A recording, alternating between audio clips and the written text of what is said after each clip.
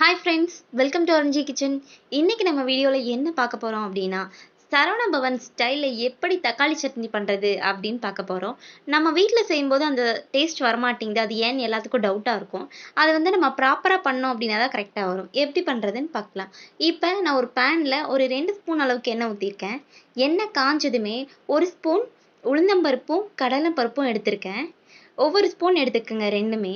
இதை வந்து நல்லா பொன்னிறமாகிற வரைக்கும் நல்லா மிதமான ஹீட்ல வச்சு நல்லா பொறுமையா அதை வதக்கிடுங்க. நீங்க ரொம்ப ஹை ஃப்ளேம்ல வச்சுட்டீங்க அப்படின்னா இது வந்து கருகி போறதுக்கு வாய்ப்பு இருக்கு. அதனால தான் வந்து மீடியம் ஃப்ளேம்ல வச்சு நீங்க வந்து இந்த மாதிரி நல்லா பொன்னிறமாகிற வரைக்கும் பொறுமையா இதை வந்து வறுத்தெடுக்கணும். இது வந்து டேஸ்ட் அதிகமா கொடுக்கும். ஒருவேளை இது லைட்டா கருகிடுச்சு அப்படின்னாலும் வந்து தக்காளி சட்னியோட அந்த டேஸ்ட்டே போயிடும். அதனால லைட்டா இந்த மாதிரி ஆன பக்குவத்திலேயே நம்ம வந்து ஸ்லோ பண்ணிக்கணும். சிம்ல வச்சுட்டு அடுத்து வந்து என்ன சேர்க்கணுமோ அதை நம்ம சேர்க்கணும். இதுக்கு நான் வந்து என்ன பண்ணியிருக்கேன் அப்படின்னா இதை நல்லா பொன்னிறமாகிற வரைக்கும் வதக்கி முடிச்சதும் நல்லா 2 பெரிய வெங்காயத்தை நார்மல் சைஸ்ல கட் பண்ணி எடுத்து வச்சுக்க. ரொம்ப சின்னதாகவும் இல்லாமல் ரொம்ப பெருசாகவும் இல்லாமல் நார்மலான சைஸ்ல கட் பண்ணி எடுத்து வச்சிருக்கேன். நீங்க அரைக்கிறதுக்கு அப்படிங்கும்போது கொஞ்சம் இந்த மாதிரி நார்மலான சைஸா இருந்தால் தான் கரெக்டாக இருக்கும். ரொம்ப சின்னதாக இருந்தாலும் நல்லா இருக்காது. இப்போ இந்த வெங்காயத்தை நல்லா வதக்கி விடணும். இப்போ நான் வந்து காரத்துக்கு வந்து ஒரு 3 காஞ்ச மிளகாய் எடுத்திருக்கேன். அதை 2ஆ கிள்ளி இதில் போடுறேன் நான். இப்படி நம்ம ஒவ்வொன்றா தான் இந்த தக்காளி சட்னிக்கு சேர்க்கணும். எல்லாத்தையும் ஒன்றா சேர்த்தோம் அப்படின்னா ஒரு மாதிரி இருக்கும். இப்போ 3 பல்லு பூண்டு எடுத்து வச்சிருக்கேன் நான். இந்த காஞ்ச மிளகாய் சேர்த்த உடனே அதுக்கப்புறம் 3 பல்லு பூண்டையும் இதில் நம்ம சேர்த்து அதையும் சேர்த்து நல்லா வதக்கி விடணும். அதுக்கப்புறம் ஒரு கொத்து கருவேப்பிலை இதில் சேர்த்துக்கலாம்.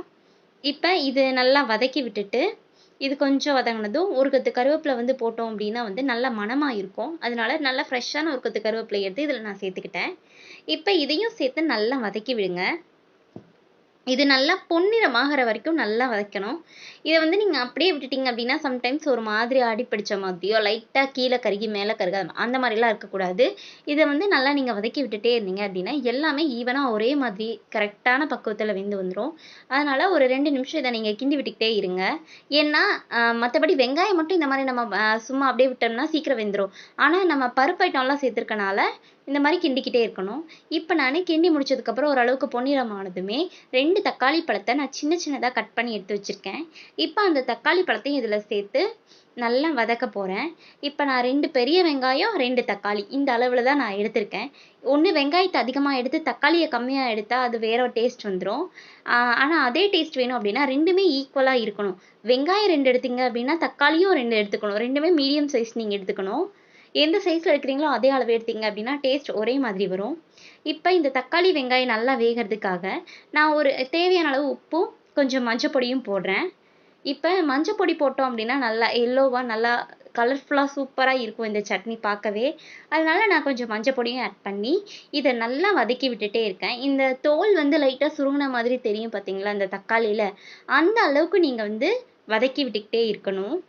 இதை நீங்கள் அப்படியே விட்டுறாமல் கொஞ்சம் நல்லா 2 நிமிஷம் வதக்கி விட்டுட்டு அதுக்கப்புறம் நீங்கள் சிம்மில் வச்சு வேக வச்சிங்க அப்படின்னா சீக்கிரமாக வெந்து வந்துடும். ஏன்னா நம்ம தக்காளி வந்து வதக்கும் போது அதில் இருக்கிற தண்ணியெல்லாம் விழுந்துச்சு அப்படின்னா அந்த பருப்பு ஐட்டம்லாம் வந்து அடிப்பிடிக்காது. அதனால இந்த ஸ்டேஜில் நீங்கள் அப்படியே மூடி கூட வச்சிடலாம் ஒரு 2 நிமிஷத்துக்கு. ஓரளவுக்கு அது சுருங்கி வர அளவுக்கு மூடி கூட வச்சுட்டு நீங்கள் ரெடி பண்ணிடலாம். இப்போ பாருங்கள் இது நல்லா வெந்து வந்துடுச்சு. இந்த ஸ்டேஜில் இப்போ நம்ம என்ன பண்ணணும் அப்படின்னா கொஞ்சம் பெருங்காய பொடியும் போட்டு அதுக்கப்புறம் இன்னும் 2 வதக்கி விடுங்க. இந்த பெருங்காய பொடி சேர்த்திங்க அப்படின்னா ரொம்பவே ஹெல்த்தியாகவும் இருக்கும், சீக்கிரமாக செரிமானம் ஆகும். அதுக்காக தான் வந்து நான் பெருங்காய பொடி சேர்க்குறேன். இந்த பெருங்காய பொடியும் சேர்த்து நல்லா வதக்கி விட்டுட்டு இதை ஆஃப் பண்ணிடுங்க. இது நல்லா வெந்து வந்துருச்சு. இப்போ பாருங்கள் தக்காளி நல்லா இந்த மாதிரி பக்குவத்தில் வரணும். நல்லா தோல்லாம் சுருங்கி ஒரு மாதிரி ஆயிடுச்சா. இந்த மாதிரி வந்ததுக்கப்புறம் நல்லா ஆற வச்சு மிக்ஸி ஜாரில் போட்டு அரைச்சி எடுத்து வச்சுருங்க. அரைச்சதுக்கப்புறம் என்ன பண்ணோம் அப்படின்னா ஒரு பேனில் 2 ஸ்பூன் அளவுக்கு எண்ணெய் ஊற்றி அதில் 1 ஸ்பூன் அளவுக்கு கடுகு போட்டு இந்த கடுகு நல்லா பொரிஞ்சு வரணும். அதுக்கப்புறம் நம்ம என்ன பண்ணணும் அப்படின்னா இந்த கடுகு நல்லா பொரிஞ்சதுமே நல்லா ஒரு கொத்து கருவேப்பிலை எடுத்து இதில் சேர்த்துக்கணும். பாருங்கள் ஒரு கொத்து கருவேப்பிலை இதில் சேர்த்து நல்லா வெடிச்சதும் நம்ம மிக்ஸி ஜாரில் போட்டு அப்படியே நீங்கள் ஒரு மிளகா வத்தல் போட்டிங்க அப்படின்னா இன்னும் டேஸ்ட்டாக இருக்கும், நல்ல மணமாகவும் இருக்கும்.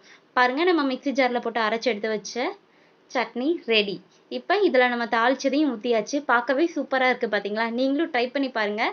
பிடிச்சிருந்தா கமெண்ட்ல சொல்லுங்க. அப்படியே சப்ஸ்கிரைப் பண்ணிக்கிங்க. Thank you friends.